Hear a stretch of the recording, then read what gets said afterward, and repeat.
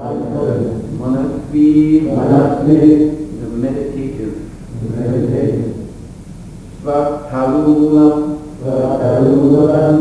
at the root of the palate. Shanakai, slowly. Nayeta, may be brought in. Translation. The meditative devotee should slowly push up the light air from the navel to the heart, from there to the chest, and from there to the root of the palate. He should search out the proper places with intelligence. Report.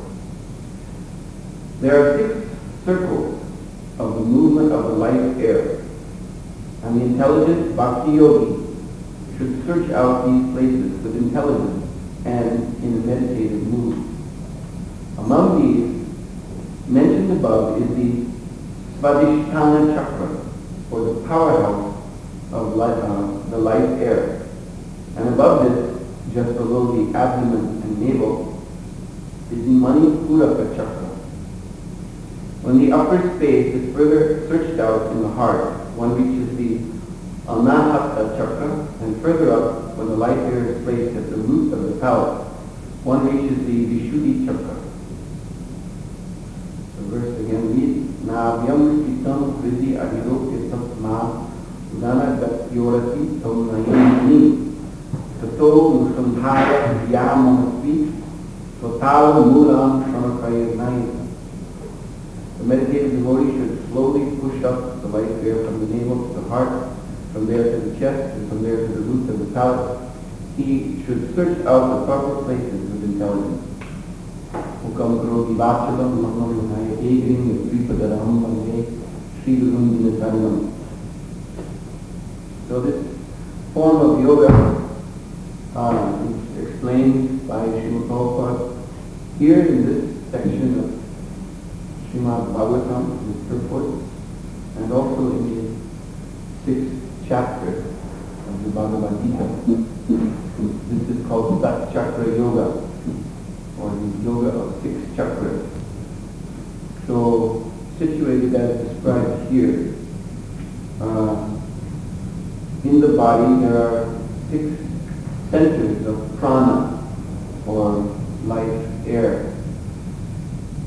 Beginning with this Svadhisthana chakra, which is just at the base of the spine, and then a little above that, abdomen region, Manipuraka, then the Anahata, Vishuddhi chakra, and then between the eyes there's the Agya chakra.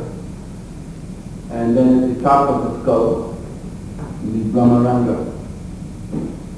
So these are centers of life energy. And in this system of yoga, by gradual meditation, the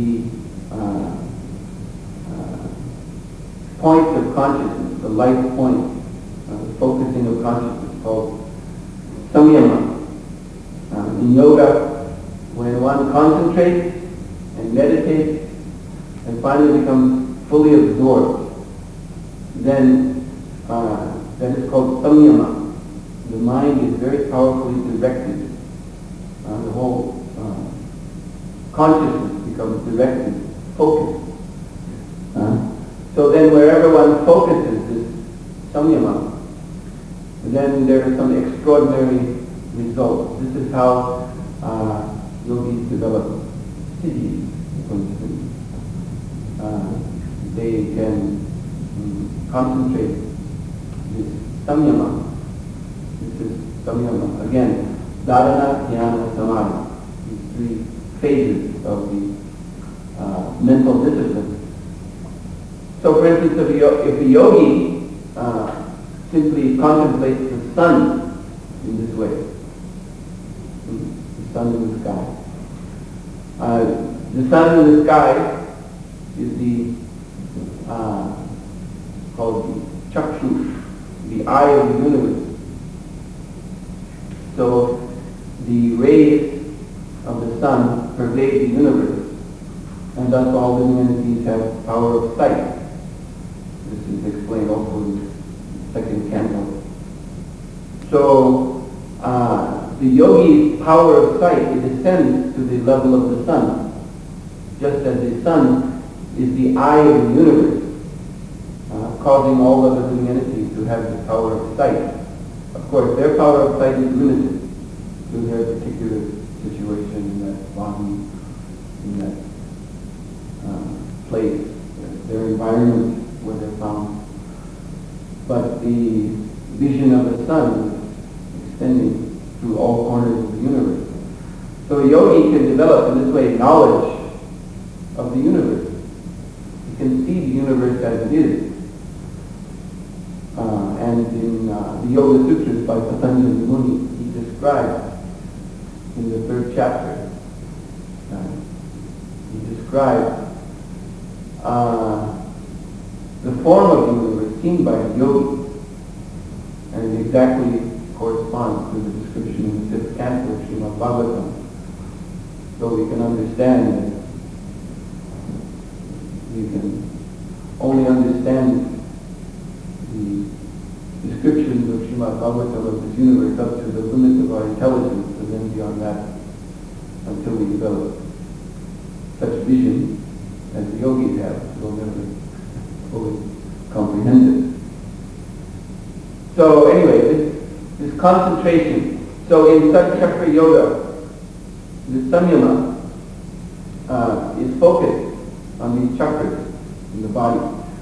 This is for neophytes, actually, although it sounds very mystical, and many people, as we have seen when we go to Eastern European countries,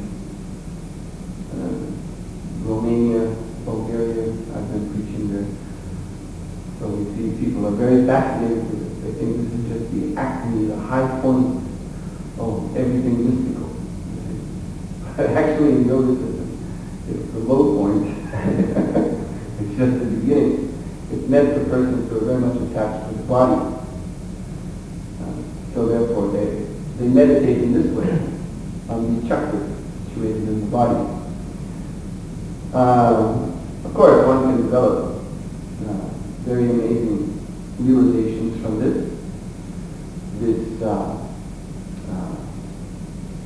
mystic channel, spine.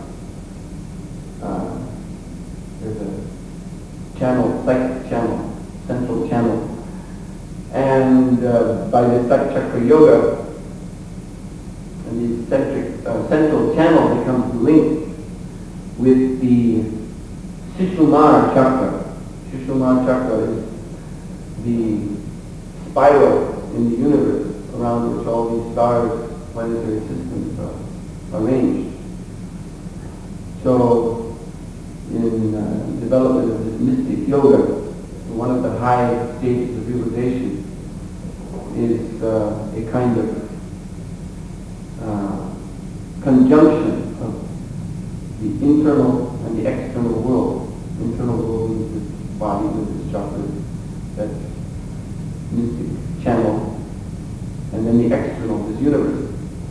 So this tube within on which the chakras are situated becomes linked with the Sushumna chakra, this mystic channel throughout the whole universe. And thus by ascending these chakras, one actually ascends to the higher planetary systems of the universe. So one, just like in a building, an elevator, you take the elevator, you go in, you press the button, 6th floor, you go up, ding, the door opens, and there you are, in a whole new region.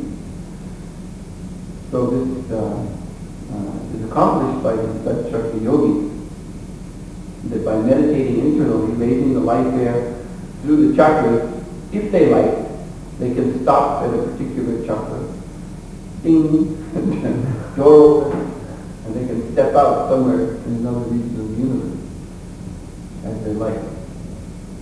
So this is very mystical and fascinating. But it is also very difficult. And as as I said, it is meant for persons who are very much engrossed in the body. So this is a process that is not very much favored by the bhakti yogis.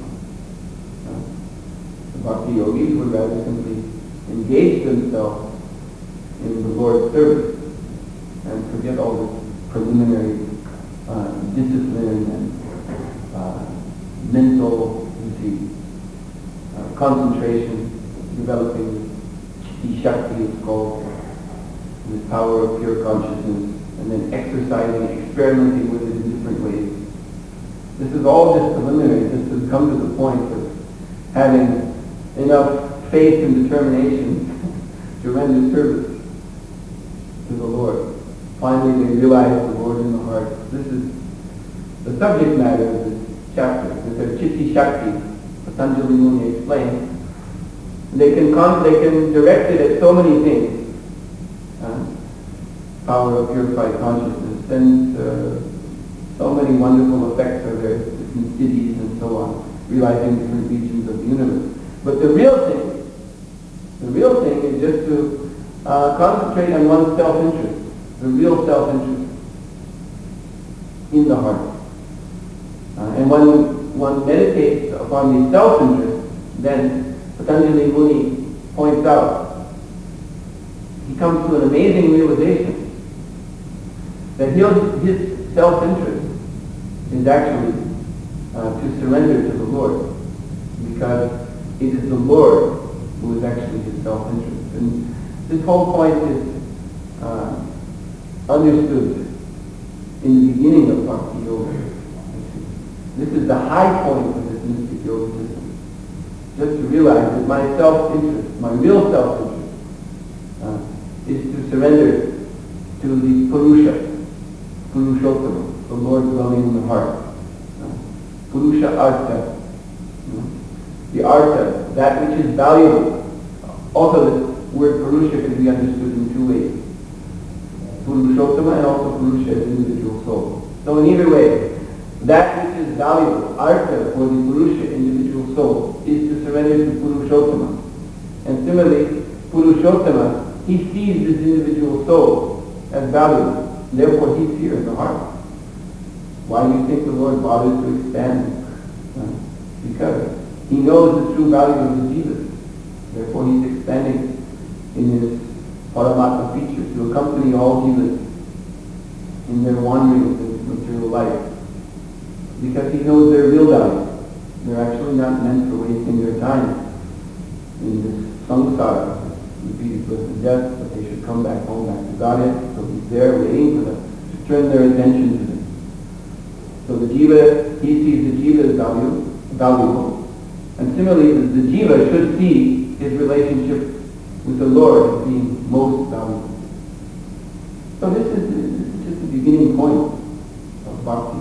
This is explained by Prahlad Maharaj to his demoniac schoolmate. You can read about that in the 7th canto of Srimad Bhagavatam. And there he said that, my dear sons of the demons, my dear school friends, just as you are accustomed to so nicely serve your senses, serve your body, because you think this is your self-interest, you should actually engage in the service of the Supreme Lord, who is the soul of all living entities. He's the soul of all the souls, the super soul, that's the meaning of super soul, Paramatma. And therefore he is the real dear, Priya. Priya means the dearmost one. So everybody is thinking that he is dearmost individual. I am.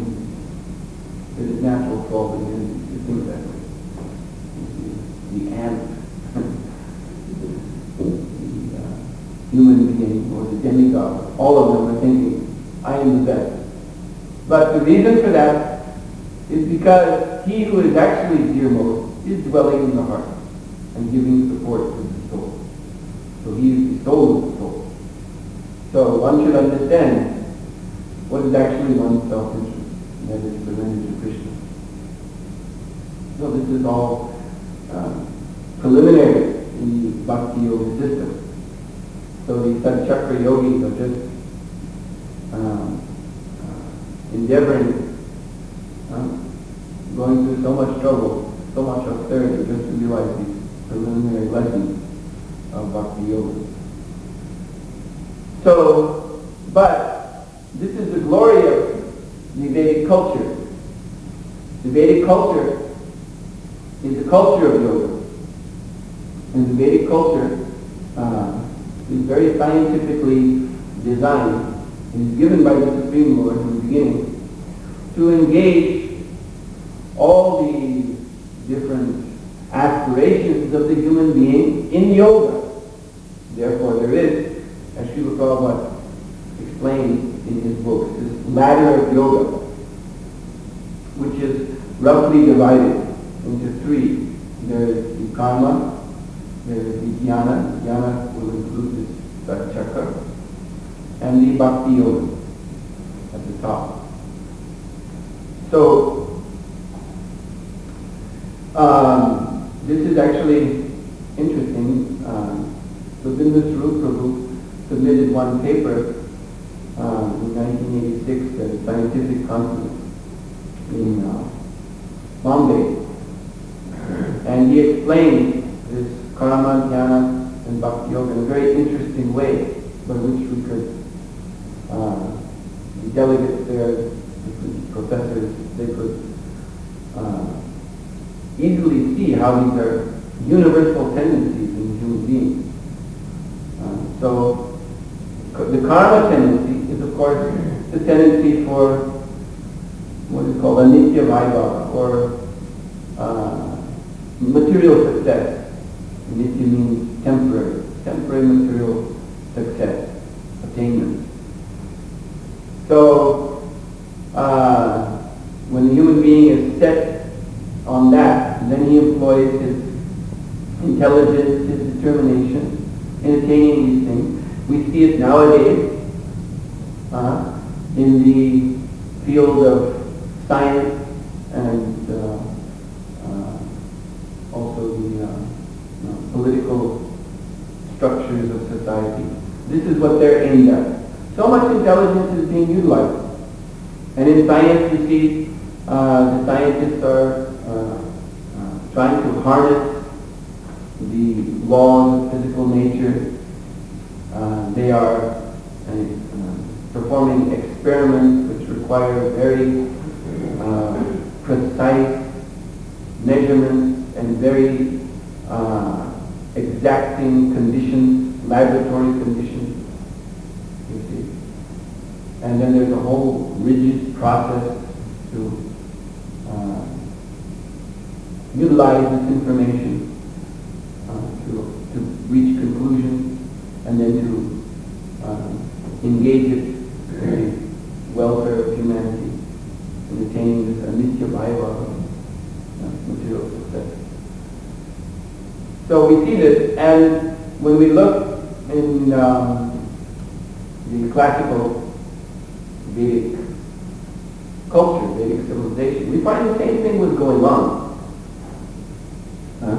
Same thing was going on in the Karma Kanda section of the Vedas. Those who follow that, the Brahmins, they were also performing great yagyas. So these yagyas were actually scientific experiments. There's a purport, which Srila Prabhupada explains them just in that way. For instance, the animal sacrifices. Just like in the modern laboratory, so many animals are being sacrificed. Vivisection and so on. Experiments are being performed on them to advance knowledge. This is technical knowledge. This is the technology aspect of science. So, in the same way, in these yajnas, animals were being sacrificed to prove the efficacy of the Vedic mantras, and therefore they would even sometimes be brought back to life, just to show everyone that the Brahmins had the power over life and death by these mantras. So the idea of these mantras, you see also in yoga, very exacting conditions. There was this extreme concern for purity, and they had to get the necessary ingredients. That was all very, very difficult. So these grand yajnas could only be performed by Brahmins who were supported by very powerful kings. Just like we see nowadays, there's this space program. Okay? So only a few countries have got what it takes to engage in space programs. There's, of course, USA, USSR, and a few others. The European countries have to combine together. Not any one country in Europe can do this. So they combine together to send some rockets into space, some satellites, and so on. Because this is requiring so much economic input, so you have to have powerful economies, and so many very advanced scientists have to be employed in this. So a smaller country can't manage to do this. Only the greatest countries. So similarly in the Vedic times, these great Ashvamedha yajnas, the yajna, 100 horse sacrifices. This could only be performed by the greatest kings, greatest Kshatriyas. And so the idea is to harness the powers of the universe. One actually links with the primal powers who are personified as demigods by the chanting of Vedic mantras. And then they reciprocate by manifesting certain desired effects on the earth planet. And of course the Karma and Mimamsaka philosophers, there was a group of philosophers who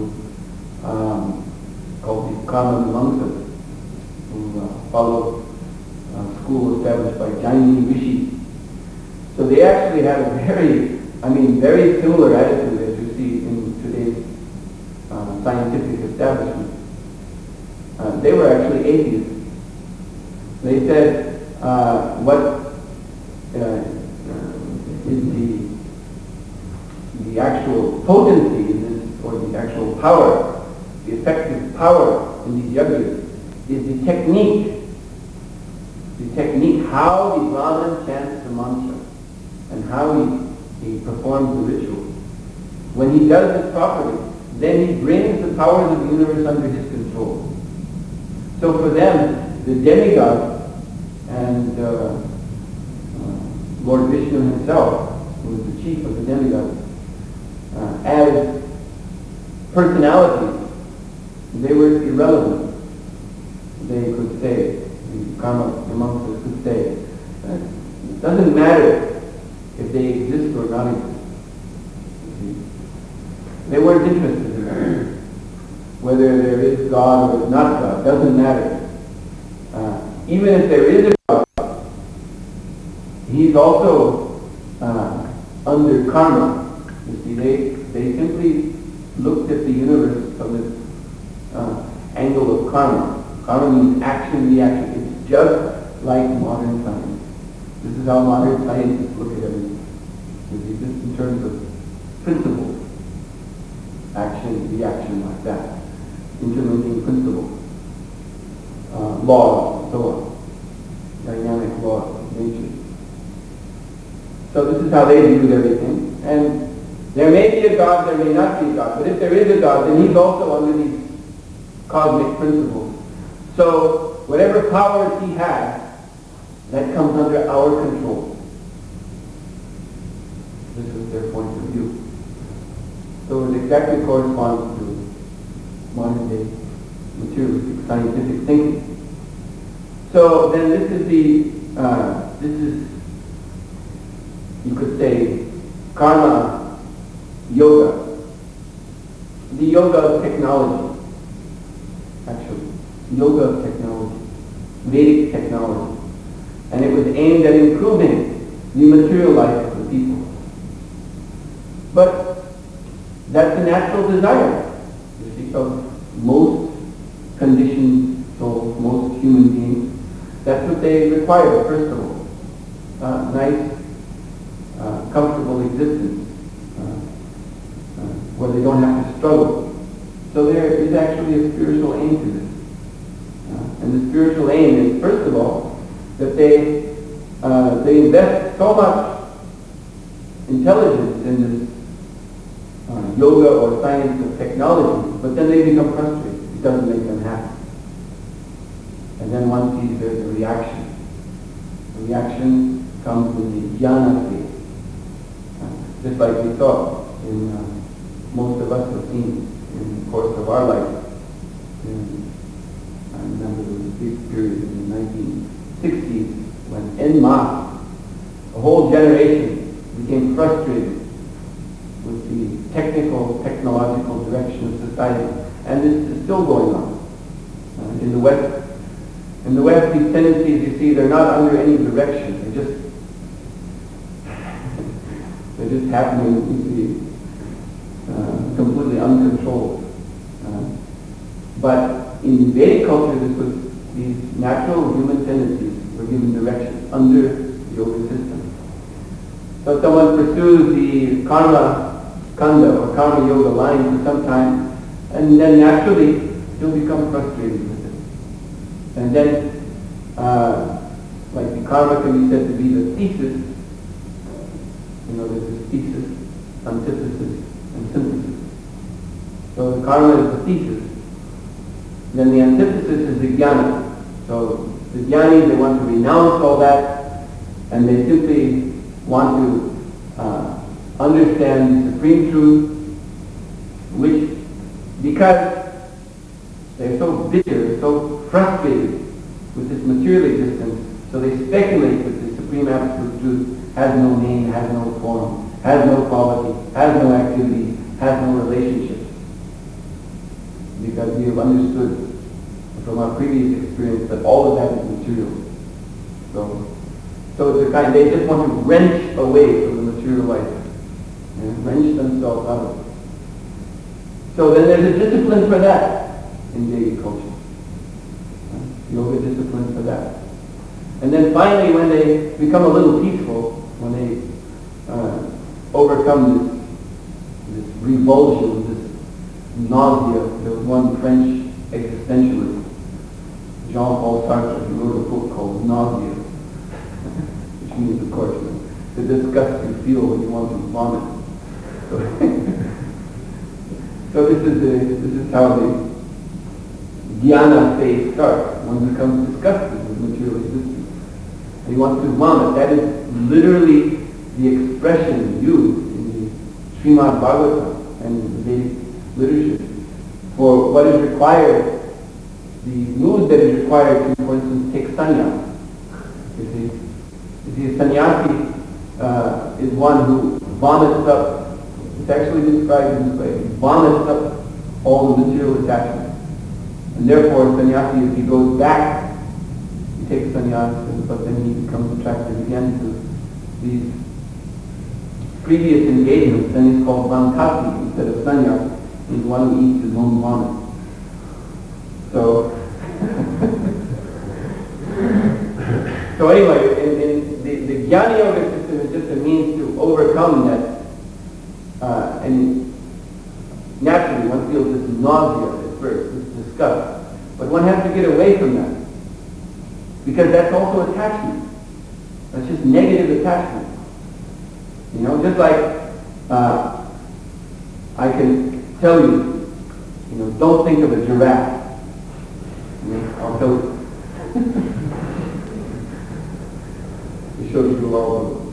Don't think of a giraffe. So this is the initial stage of jnana.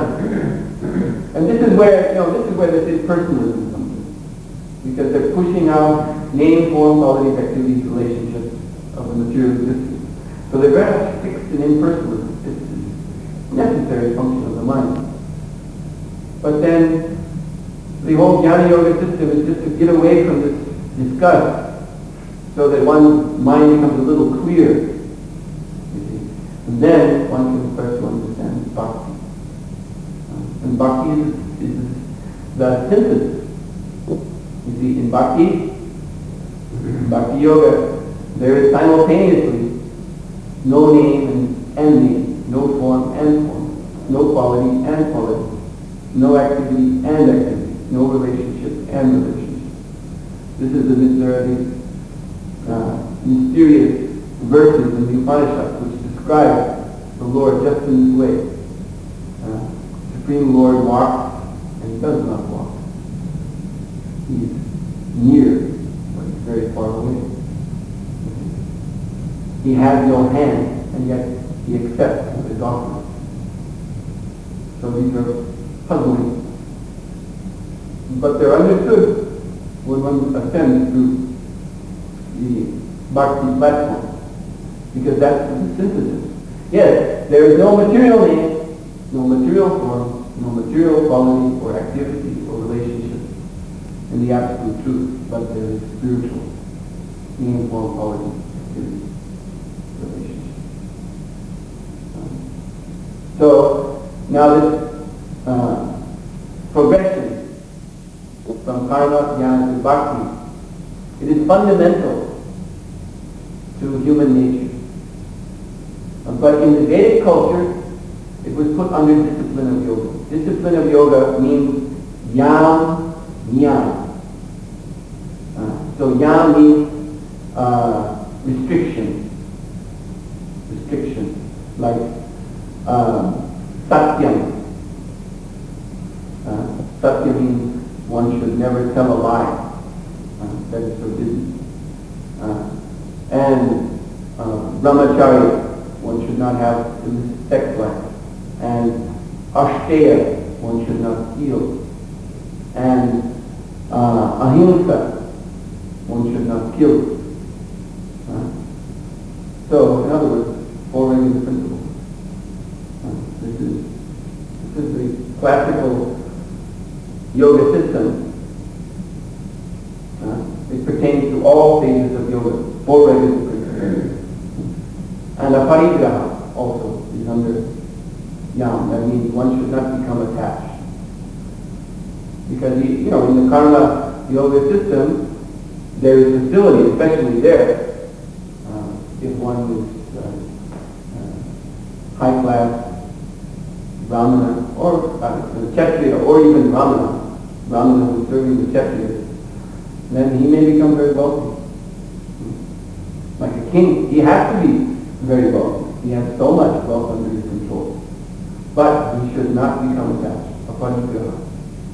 And therefore, in the Vedic culture, you see these wonderful examples. Great kings, as soon as the eldest son became qualified to take over the kingdom, they would leave everything, go to the forest, practice austerity. So in this way, there would be no obstruction, like it's a parigraha, no obstruction to their later development. And then there's niyam. Niyam means observances, restrictions and observances. So one should, it's like thou shalt not and thou shalt. So thou shalt be saucham, thou shalt be very clean, and thou shalt be santosha. Santosha means satisfied, content. And then one should be very enthusiastic about tapas, austerity, and spadhyaya, studying the scriptures. And Ishvara Pranina. This is, you can see, Prabhupada says there's an element of bhakti in all forms of yoga. So Ishvara Pranidhana means one should be surrendered to the will of the Lord. Even though one doesn't really know yet who that Lord is. It just says Ishvara means controller. But they understand there is a God, and whatever happens, we should accept that as His will. This was understood. So because it is yam, then this evolution from karma, jnana, bhakti, it happened at a very regulated pace, It didn't get out of control. Of course, there's every chance, even in the Vedic culture, that someone would get hung up somewhere. That's warned against in Srimad Bhagavatam. That's why in the very beginning, Srimad Bhagavatam declares this book kicks out Kaitavadam, cheating systems, because in karma and jnana you can get hung up. And even the mixed forms of bhakti, they're mixed forms, which means there is some karma and jnana still there. So one can get hung up and get hindered in further advancement. So Srimad Bhagavatam begins by declaring, you won't find any of that in this book. This is the real thing. Pure bhakti. Now in the Western world, as I said, you see the same karma, jnana, bhakti phases going on. Right now. But they're totally, they're just unhinged. They're out of control. They're running crazy and creating havoc. There's the karma phase. We already explained. That's the material scientists and secular humanists. You see, and also the communist movement also fits in this too. Of course, they're on their way out. But still, if you lump them all together, materialistic science, secular humanism, communism, these kinds of isms, they're still very, very powerful. All of this came out of, there was a revolution in the 17th century known as the Enlightenment. And there were such philosophers as Voltaire, the French, especially French philosophers, Rousseau, Voltaire, and others like that. So they were the big, they were like the giants of the modern karma kanda. And in the United States was the revolution, the American Revolution, was actually an Enlightenment revolution. All these guys, Thomas Jefferson, Benjamin Franklin, these were all they were called deists. Deists, this was their philosophy. Because they couldn't break away completely from Christianity, so they formed a new philosophy called deism, which means God is like a watchmaker. You see, he just built the universe and wound it up, and now it's ticking away, and he has nothing more to do with it. So he's become irrelevant. Just exactly like the karma mantra. The same exact thing. If there is a God or isn't, it doesn't matter. Who cares? He's anyway done his work, and now he's sleeping or whatever. That's what the Brahmins told Lord Chaitanya. Don't chant Hare Krishna like that. And this kirtan, if God's sleeping, you'll wake him up. So these deists, from their speculations, then this whole modern phase of materialism has arisen. So that's a very, very powerful element in our modern society. And of course they're creating havoc. They're polluting the world. If they're not going to blow up the world, then they're going to stink it up.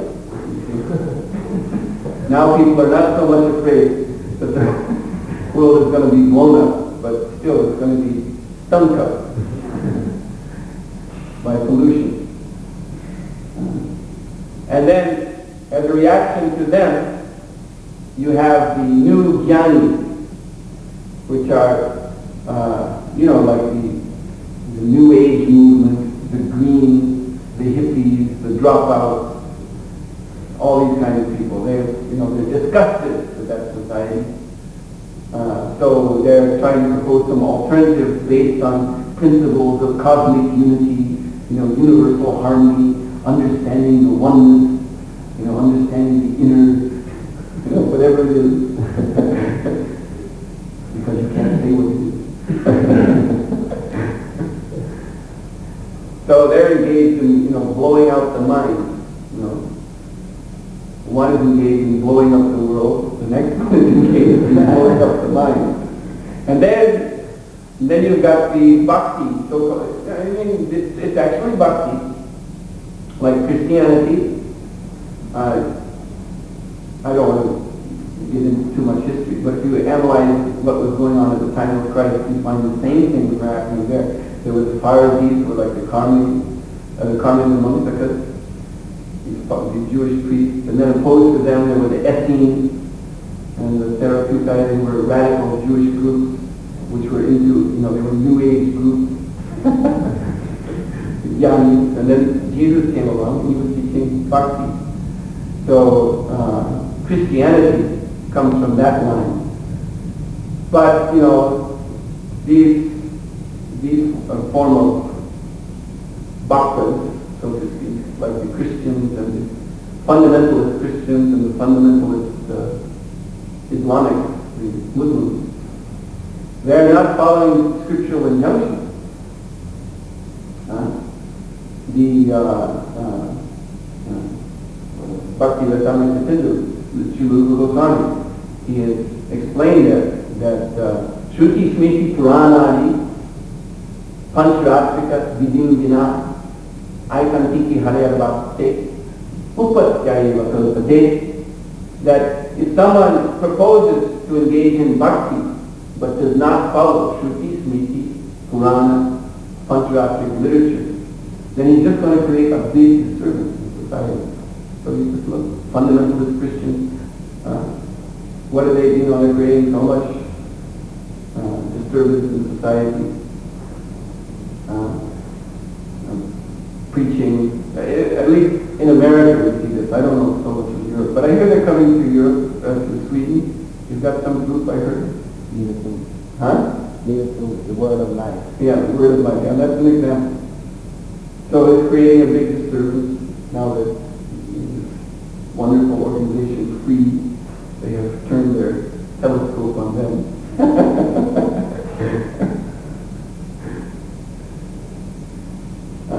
And even more disturbing are these Muslims, fundamentalist Muslims. They're blowing up airplanes. So you've got one blowing up planets, another blowing up mines, and the third blowing up airplanes.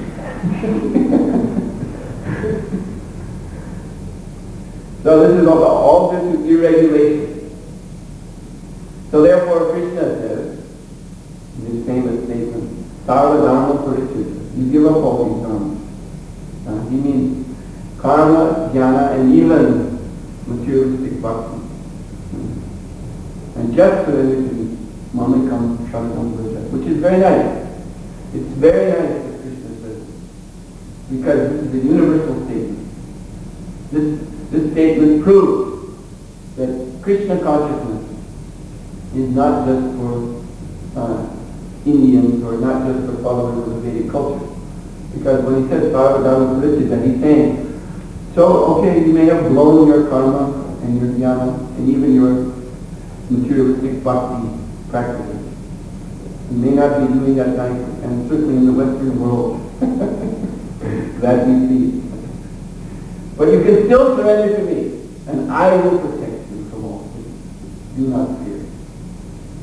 So this is a wonderful opportunity, and Sri Chaitanya Mahaprabhu, as Srila Prabhupada says, Sri Krishna laid down the principles in Bhagavad Gita, and Chaitanya Mahaprabhu came to put them into action, to show us how to do that. So this Hare Krishna movement, which is based primarily on the Yuga Dharma, chanting Hare Krishna, Krishna Krishna, Hare Hare, Hare Rama, Hare Rama, that's the essence, and everything else we do is an expansion of that. It's all actually all can be understood as different forms of non-sankirtana. Even the deity worship, just another form of non-sankirtana, or book distribution, or having a restaurant, or whatever. These are all different forms of non-sankirtana. This is the essence. So this process is so wonderful. This is pure bhakti in and of itself that has been given by Sri Chaitanya Mahaprabhu, the methodology. Chant Hare Krishna. This is the pure bhakti process. So, if one simply does that, having received the mantra from the right source, this is important. receive it from the authorized representative of Sri Chaitanya Mahaprabhu. But if one simply engages in this Nam-Sankirtan movement, then his success is guaranteed. Even though he's completely unqualified. Even though he can't, you see, the karma, the jnana, these things he has no ability to. Now, karma and jnana is also subsumed in bhakti. In our Hare Krishna movement, we also, karma is good, and jnana is, knowledge that's there. Of course, these are angas, this is bhakti. But, you don't even have to do these expertly. This is the point. Although we say this is bhakti, still, devotee who joins the Hare Krishna movement, he may be all thumbs, when it comes to doing something. When he washes the pot, he drops them. There's always a big from the kitchen temple presence running in. What's going on? Dr. Bozo just dropped the pots again. And he may, not be very clear-headed to understand the philosophy nicely. Maybe, you say in German, a Holzkopf, a woodhead. But still, if he simply practices, if he simply goes, Prabhupada, very nicely, there are two significant purports when he explains this in the Bhagavad Gita. One is the purport in chapter 3, text 31. And the other one is in chapter 10, purport to verse 9. So, in these two purports, Srila Prabhupada said that one may not, in the first one, he says, one may not be able to execute the principles of Krishna consciousness very nicely. But if he simply goes on attempting to do so, just trying, and is not resentful, this is the main thing. That he should not make some, radical philosophical ideology in which he tries to justify his inexpertise, his inability, by making some declaration. Well, anyway, this is not important, or this is anyway just Maya or over endeavor or this or that. No, you don't need to do that. Please don't do that. Just be humble and admit, I'm very incapable, but still I have to try. Srila Prabhupada says, without consideration of defeat or hopelessness, one just goes on. Without making some philosophy to justify himself, but also without any consideration of defeat or hopelessness. Then in the 10th chapter, purport to text 9, he says that after taking spiritual master and engaging in the process of Krishna consciousness, one still may not be intelligent enough to make real advancements. Because this is, Krishna's mercy has manifested in this way, that you get spiritual master and you get a service. But still, one may not be very intelligent to take advantage of these things, these golden opportunities. So, something like Srila Prabhupada said, talking about the fish. The fish knows. Fishes have some intelligence. They know that when they see this line coming down from the surface of the water, and there's a hook and there's some worm or something on the end of it, they know that this is something strange. This is not normal. This is something very suspicious, or we say in English, very fishy. Something very fishy about this. But still, because as Prabhupada explained, fish life means tongue life. They're simply ruled by the tongue. Actually, it's a fact that biologists know that at least some fishes, they have these taste buds, what we have on our tongue for tasting, they have it on their body also. It's like their whole body is one big tongue. moving through the water. Like these sharks, if there's some creature 10 miles away bleeding, just has a little cut and is bleeding, the sharks immediately fall. It's coming from everywhere. It's been shown just a few molecules of blood, enters the shark's tasting system, and immediately he just, his whole mind becomes fixed. Where is that? And he just follows it. And then they have a great feast. So, tongue-like. So because their intelligence is so much captured by the sense of taste, although they know better, still they have to snap it and hook, and then they get caught. So this is the meaning of less intelligence. So we may be in that condition. Although we know we've been instructed what to do in Krishna consciousness and what not to do, but still, due to our being too much attached to the senses, we may not be able to follow everything. But, nonetheless, if one continues on in his devotional service without consideration of defeat and hopelessness, then, as Srila Prabhupada explains in this purport, text 9, chapter 10, then the Lord within the heart, He helps the devotee. So this is the wonderful thing about bhakti. The wonderful thing. That when one just does as Krishna says, Saradam Krishna Mamikam Sharanam Aham Svam Sarvapakti Moksha. Krishna has made his promise, I will help you. I will deliver you from all sin. I will, as he said in the 10th chapter, I will give you the knowledge by which you can come to me. Stockholm.mpg. Whether or not, one is pure or impure in his execution of bhakti, Krishna says, Api chat sudrasvaru pachite mam ananyava sarveva samantara. So, some symptoms of contamination may be seen in a devotee. Some impurity, imperfection may be there. But the question is, does he go on in his devotional service? Krishna says, if he is rightly situated, that means he remains engaged in devotional service. Then Krishna, it's a warning. He says, don't criticize him, because very soon he will be rightly situated.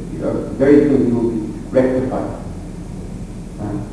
Very soon, whatever impurity is there will be wiped off, purified, eradicated. And similarly, even we may not even have very much faith in what we're doing as devotees because of our attachment. You see, we hear chant Hare Krishna and become completely purified and realize Krishna. And then we think, well, when is that going to happen to me?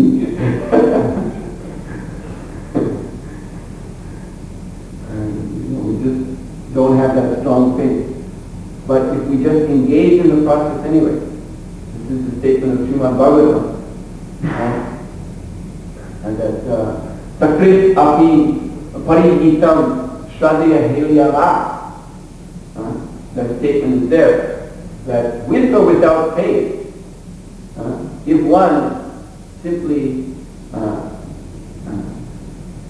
chants the holy name of the Lord, Riguvara Naramatram Tarya Krishna Nam, then it has the same effect.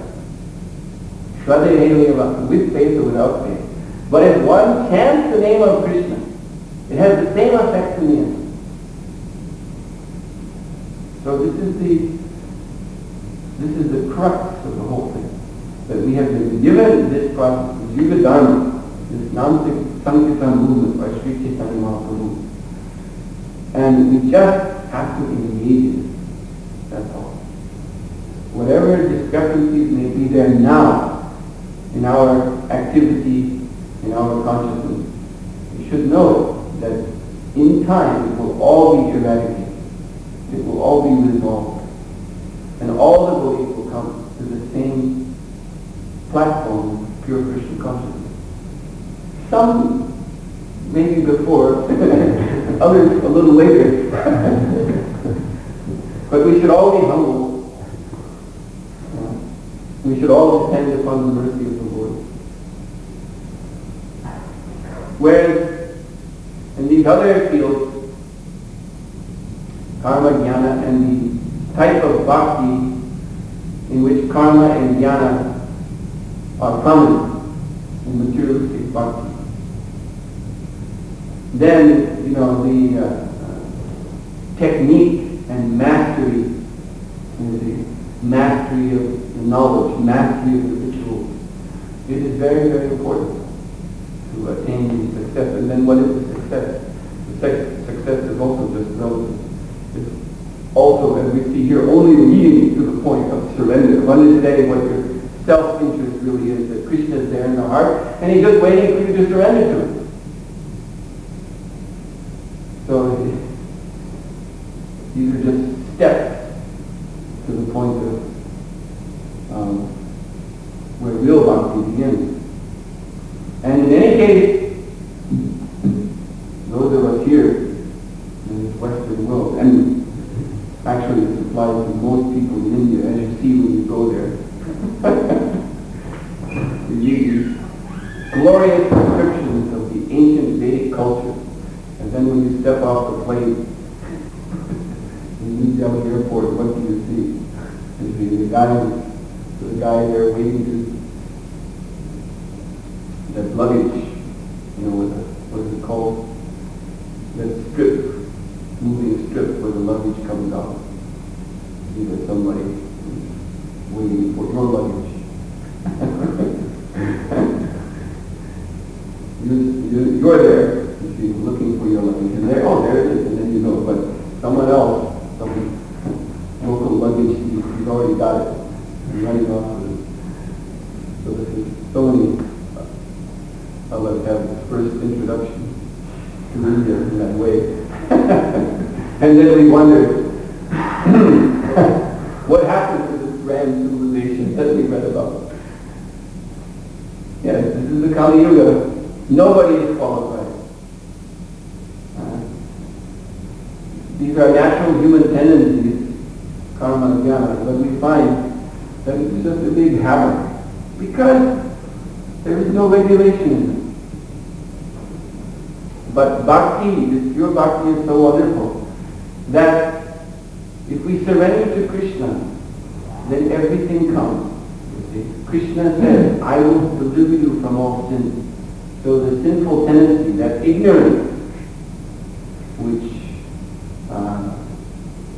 makes the techniques of karma and bhakti, karma and jnana, and also bhakti, makes them slip from our grasp, that will become established in the heart.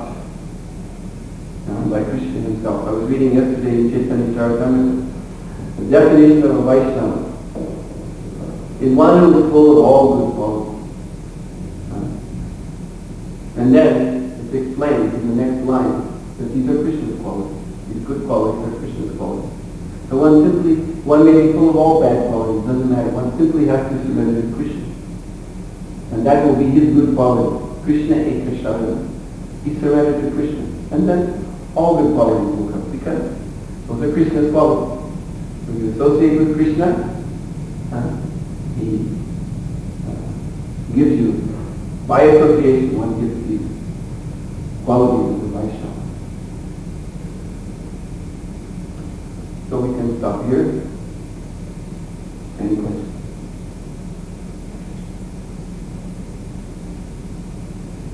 Well, that was mentioned before about Bhaktivinoda Thakur made some comments on this first accepted so they can't know it was not being involved.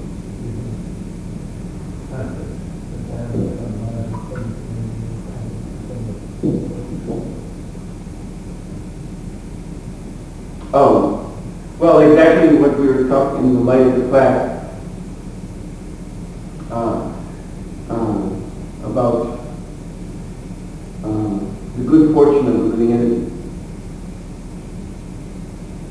Shreya Kairava Chandri Viditaranam.